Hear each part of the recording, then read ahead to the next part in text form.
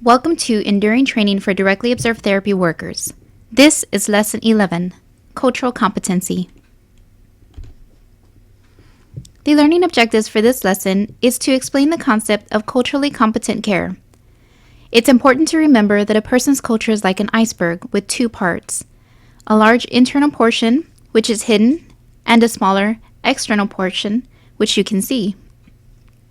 When you meet someone new, you're only exposed to a small portion of a person's culture, the tip of the iceberg. The larger portion is hidden underneath the surface in the form of a person's beliefs, values, and thought patterns. The more time you spend with the individual, the better you get to know them, the more you will see of their culture. So what is culture?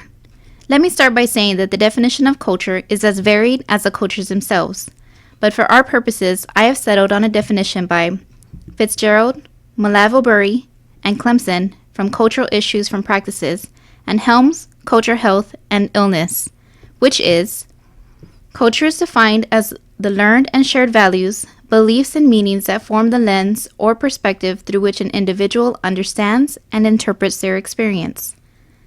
This term incorporates many aspects of our daily lives.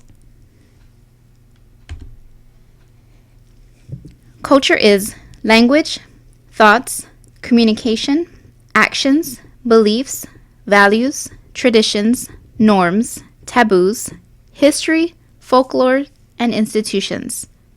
It is an overarching group identity that can be influenced by social political factors, poverty, oppression, prejudice, and racism. It's important to not associate culture with race only, since the two are not necessarily connected. Using myself as an example, I identify myself as a Hispanic, but I don't assimilate with what would be considered Hispanic norms necessarily. Culture is also a part of all of us. Here are a few expressions of culture: concepts of birth and death, greetings, spirituality, dress code, and symbols.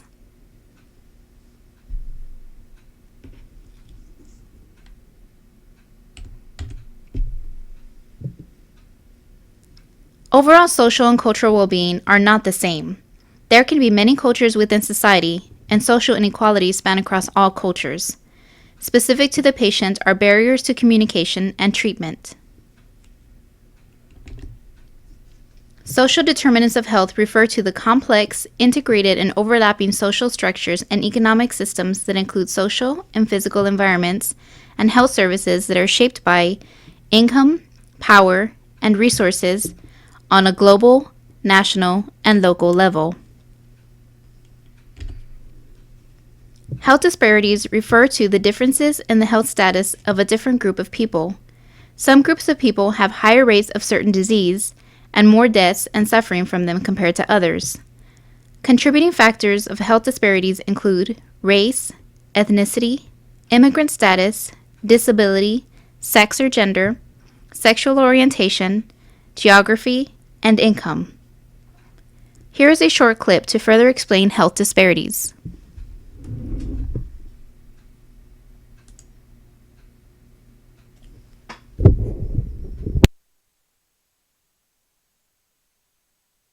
When we talk about health and healthcare in the U.S., I think that we would all like to imagine that everyone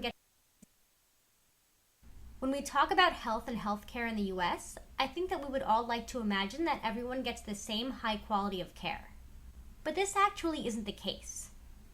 And a lot of the disparities that we see within the healthcare system in the U.S. are the result of poor economic and environmental conditions. And I have SES written here, and that stands for socioeconomic status. And if we think about social class, we can think about it in terms of a pyramid, where we have the highest income and educational levels at the top and the lowest at the bottom. And as we go up this social pyramid, we see that access to healthcare gets better, and the quality of that healthcare also improves. And related to this, the health of those people at the top of the pyramid tends to be better as well. But the opposite is actually true for those at the bottom of the pyramid. And there are a number of reasons as to why this might be. First of all, high-quality medical services are more likely to be located in wealthy communities as opposed to poor areas or rural areas. Disease is also more likely to spread within crowded living conditions, and substandard housing might not properly protect people from the elements. Also, having a poor diet could significantly impact a person's health. And this is especially true for those living in food deserts, which are areas that have a lot of access to fast food, but have almost no access to supermarkets or fresh produce. Individuals with a lower SES are also more likely to take jobs that put them in dangerous environments, which could lead to accidents. They are also more likely to take jobs that involve significant health risks. As an example of both of these things, miners work in very dangerous conditions and are also at a high risk for conditions like black lung disease, which can result from breathing in the coal dust. Also, individuals with a lower SES simply can't afford expensive treatments and prescriptions. Race can also play a large role in healthcare equality. African Americans, Hispanics, and Native Americans tend to have higher morbidity rates or higher rates of disease and illness, as well as mortality rates or death rates. They also tend to have worse access to healthcare, and the healthcare that they do receive tends to be of lower quality. And although some, or maybe even many, of the racial differences that we see in healthcare can be attributed to the causes that we listed when we talked about SES, it does not explain everything that we see. Even when economic differences and even types of insurance are taken into account, minorities are still less likely to receive both everyday standard healthcare as well as treatments for life-threatening conditions. There are also many important gender differences in health and healthcare. For example, men typically utilize fewer preventative services, like vaccines and checkups, even when they are available to them. Women require reproductive services, and unfortunately, sometimes access to these services are reduced because of politics and local laws. And while a lot of attention is placed on finding treatments for conditions such as heart disease and diabetes, often these studies focus on men and don't always include women. And since symptoms of diseases can differ by gender, women can suffer from this lack of medical research. Another group that suffers from healthcare disparities is the LGBT community. These individuals might face discrimination from healthcare workers, which can often limit the clinics that they feel comfortable seeking help from. Transgender individuals especially may face a lot of discrimination from within the healthcare system, and they might have a hard time finding a healthcare provider who has experience working with transgender individuals and can cater to their needs. And this can lead them to be reluctant to obtain services when they really need them.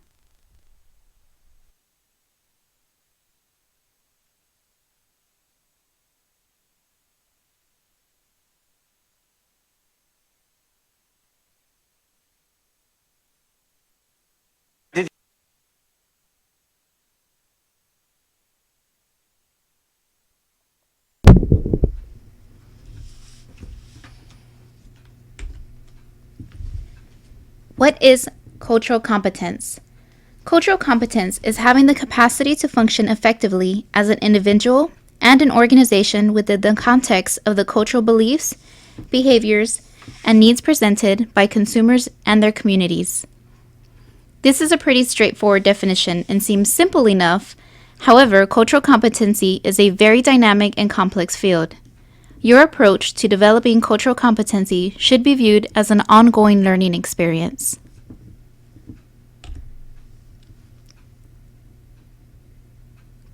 Cultural competency encompasses cultural sensitivity. Cultural sensitivity is the ability to be appropriately responsive to the attitudes, feelings, or circumstances of groups of people that share a common and distinctive racial, national, religious, linguistic, or cultural heritage. There are a lot of factors that comprise one's culture, which include a variety of subcultures. One subculture is the patient's culture. The patient's cultural background affects their core beliefs and their definition of health, their health-seeking practices, like when to seek care and from whom.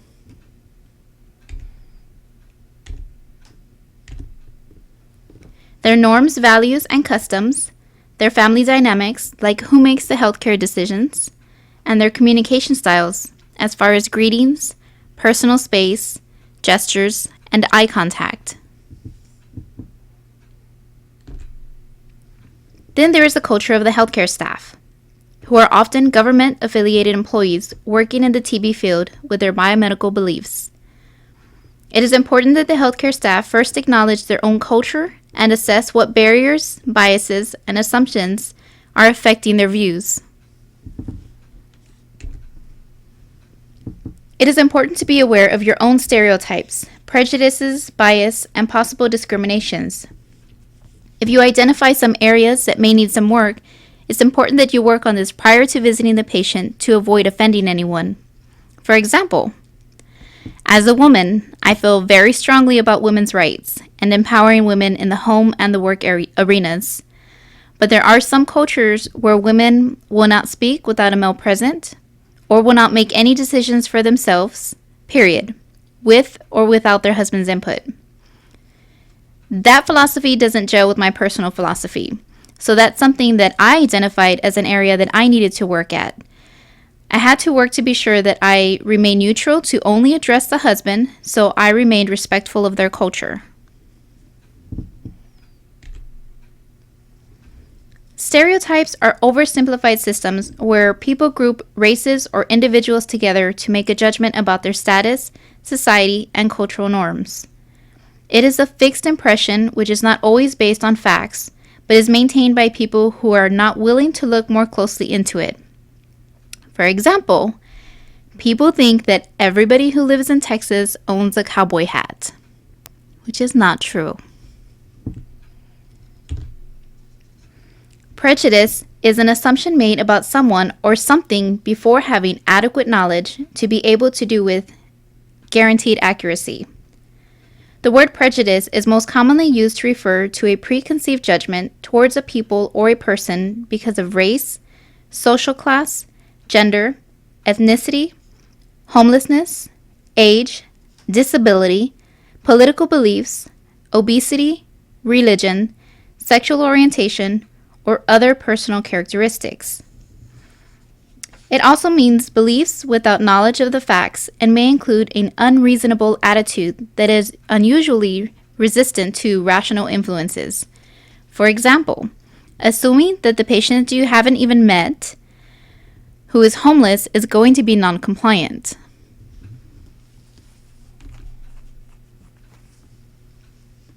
Human bias is human tendency to make systematic errors in judgment or when making decisions based upon certain thinking, thoughts, or preconceived notions.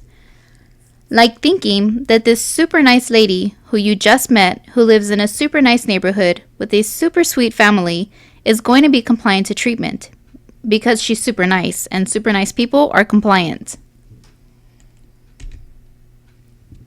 Discrimination is the prejudicial treatment of a person or persons based solely on their membership in a certain group or category.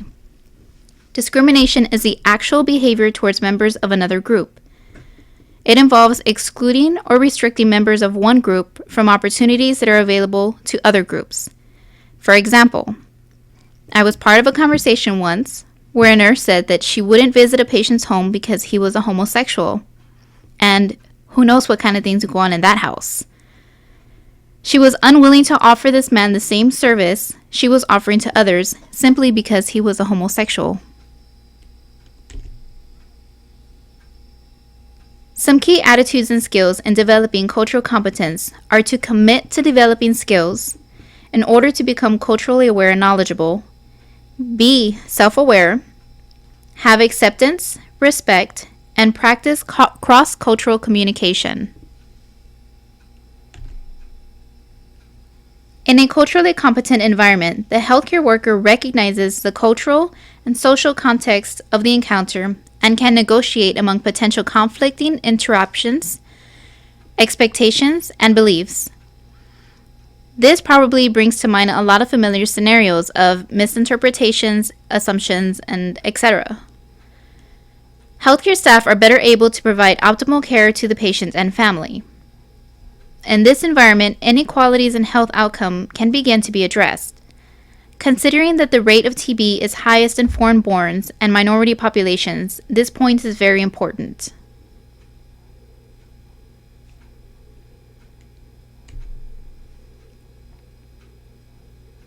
Learn. Listen with sympathy and understanding, asking open-ended questions like, what worries you the most? Or, what do you think has caused this problem? What treatment advice have you received so far? Explain your perception of problem. Acknowledge and discuss differences. Assess potential challenges and situations. Recommend a treatment with a plan of action, including an explanation of your rationale, in language your patient will understand. Negotiate a treatment plan of action once you both understand each other and you've made your recommendations. Develop a plan that works for the patient. That's learn. Adhere. Acknowledge the need for treatment. Determine mutual goals. Discuss potential treatment strategies. Discuss consequences of non-treatment. Take into consideration effectiveness and prognosis. Handle.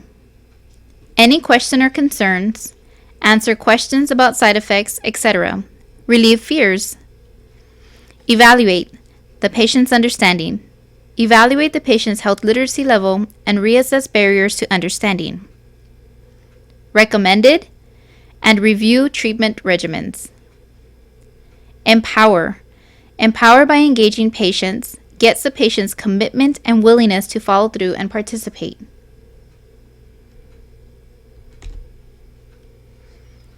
Communicating with non-English speaking patients. 61.8 million people in the U.S. speak a language other than English at home, and this number is rising, and it's rising quickly.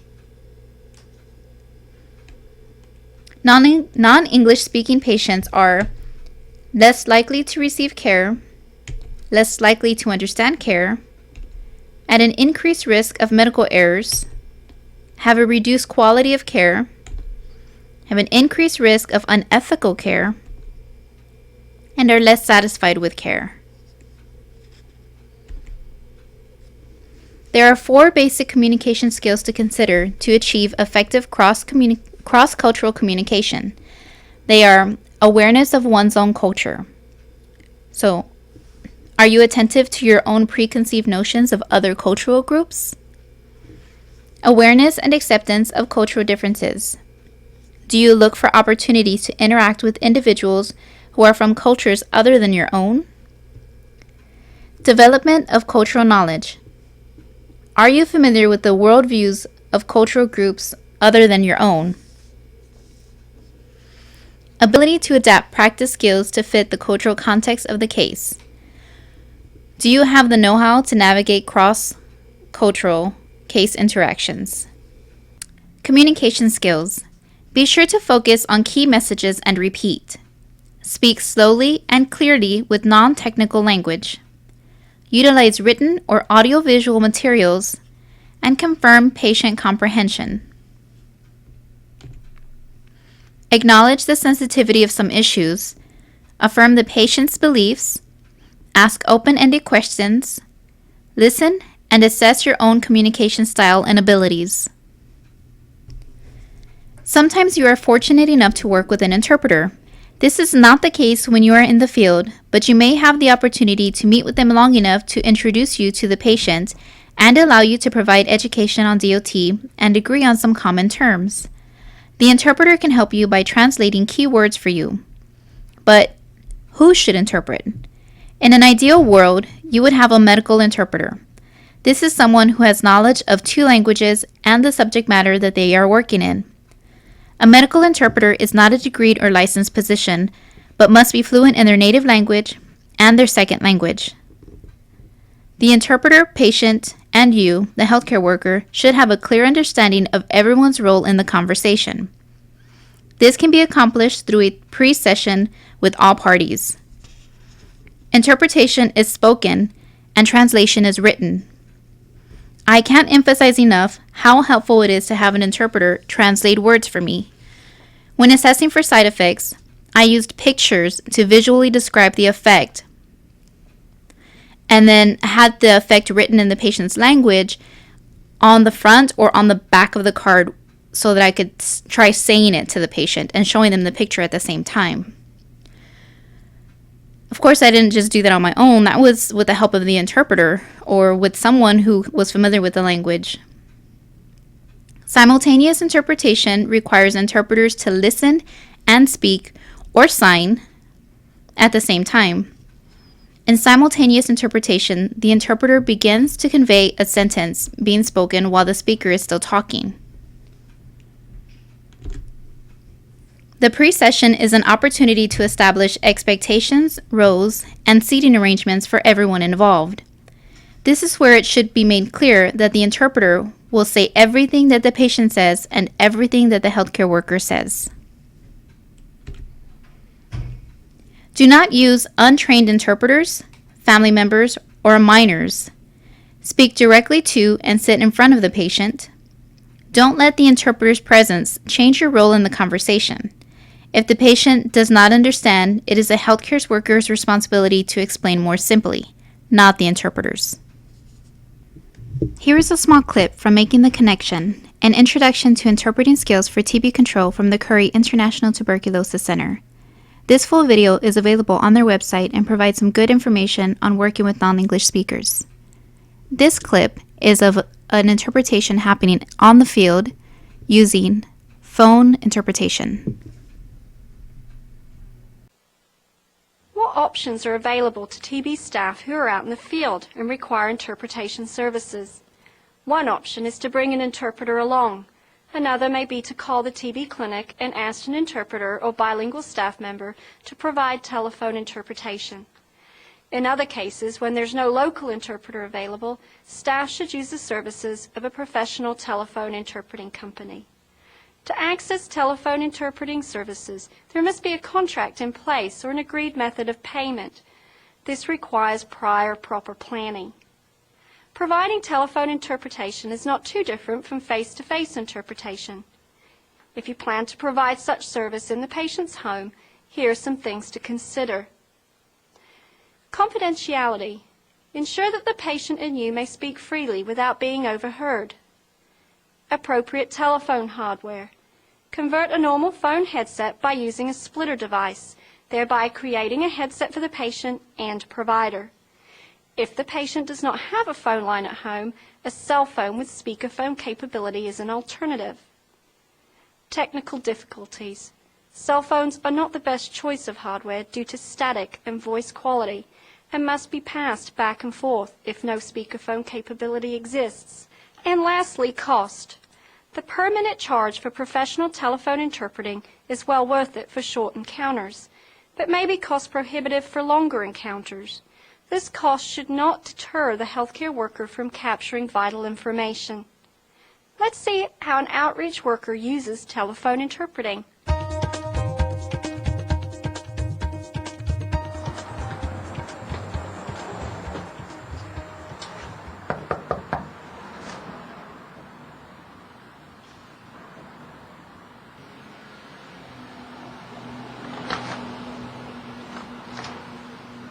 Hi, Mr. Lopez. My name's Jack. I'm from the clinic. Maria couldn't come today. Maria. ¿Dónde está Maria? Oh, no Maria. No Maria today. Mr. Lopez, do you have a telephone? A telephone I can use? Good, thank you.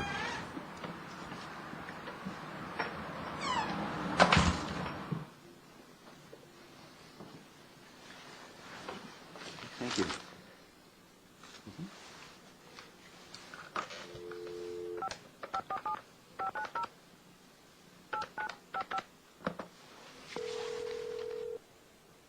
Hello, this is Sarah. What is your access code? Hi, Sarah. Our access code is 6565. Thanks. And what language do you need today? Spanish. Just one moment, please. Hello, this is Yolanda, the Spanish interpreter. Hi, my name's Jack. I'm with the TB clinic. I'm at the home of Mr. Lopez, who speaks Spanish only. Okay, I will interpret everything you say. So please speak clearly and in short phrases. This will make the interpretation go more smoothly. Before we begin, I'd like to introduce myself to Mr. Lopez. And if you don't have separate handsets, you'll need to pass the handset back and forth so I can interpret for both of you. Please pass the handset to Mr. Lopez now so I can tell him what will happen. Okay. Mr. Lopez? please. Bueno, señor López, me llamo Yolanda y voy a ser su intérprete el día de hoy. Voy a decir a Jack todo lo que usted me diga, pero no se lo voy a decir a nadie más sin su permiso. Le pido que hable claramente y en frases cortas para que le pueda interpretar correctamente.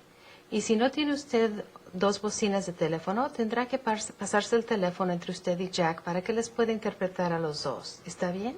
Está bien. Por favor, pásenle el teléfono a Jack para que le pueda interpretar. Gracias. Okay, Mr. Lopez, Maria couldn't come today to give you your medicine, and I couldn't find an interpreter to come with me, so I'm going to be using the telephone interpretation services to help interpret. I'm here today to find out how you're feeling and to give you your medicine, okay? Señor López, María no pudo venir hoy a darle su medicina y no pude encontrar un intérprete que me acompañara. Así que voy a usar el servicio de interpretación por teléfono para que me ayude. Vengo hoy a ver cómo se siente y a darle su medicina. Gracias. Por favor, pásenle el teléfono a Jack para que le pueda interpretar. Okay, so how are you feeling, Mr. Lopez? ¿Cómo se siente, señor López? Me siento bien. I'm feeling fine.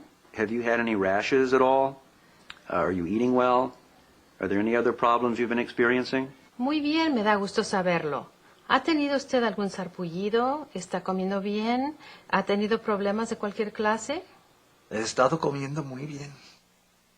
Now, Maria may be back tomorrow, but if she isn't, I'll come to give you your medicine again, and I'll need to use the telephone interpreting services again, okay?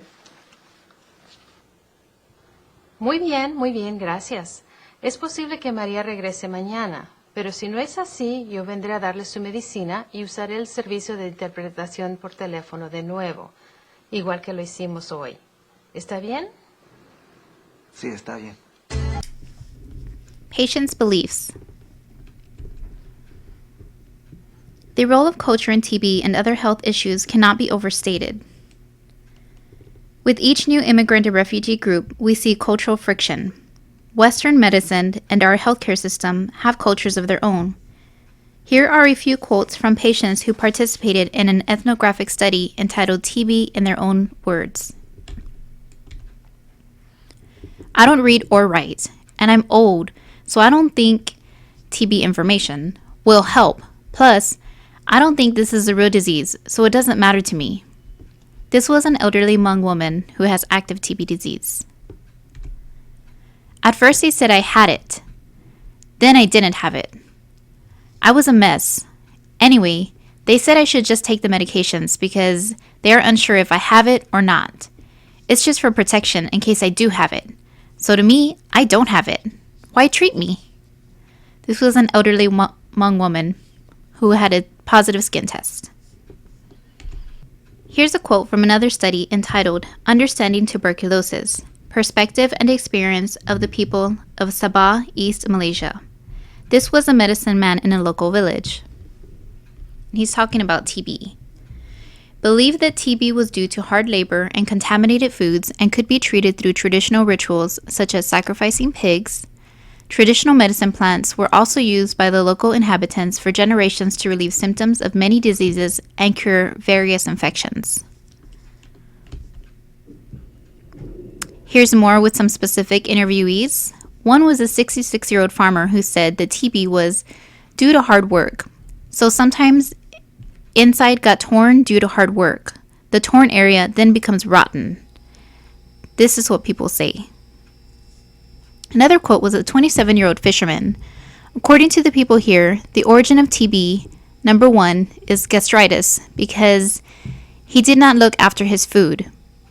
You know how it is with this village people. Sometimes when they go to work, they have not eaten, not taken any drink. That is the cause.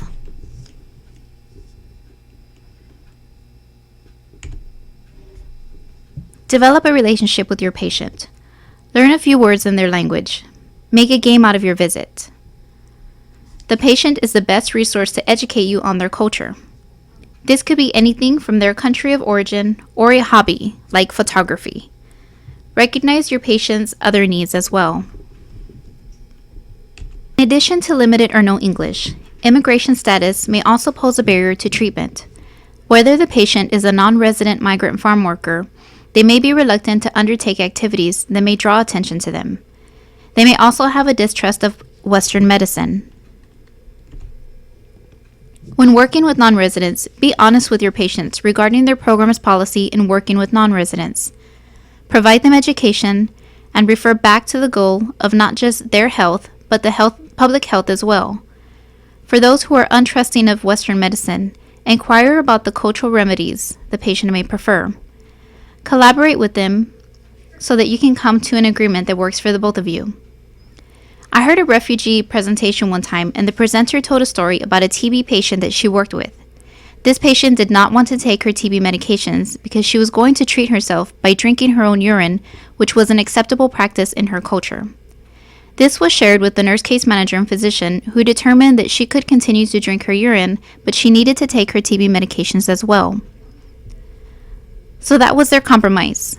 Treat yourself as you would in your old country, and treat yourself as you would in your new country, and you are sure to be cured. And this worked for them. Here are a few take-home points about delivering cultural competency. We cannot make assumptions about other cultures based on our own belief system. Ask questions to find out what is important to the patient.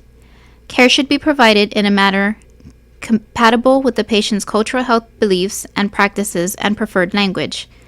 And negotiate and cultural brokering is necessary for a successful outcome. Thank you.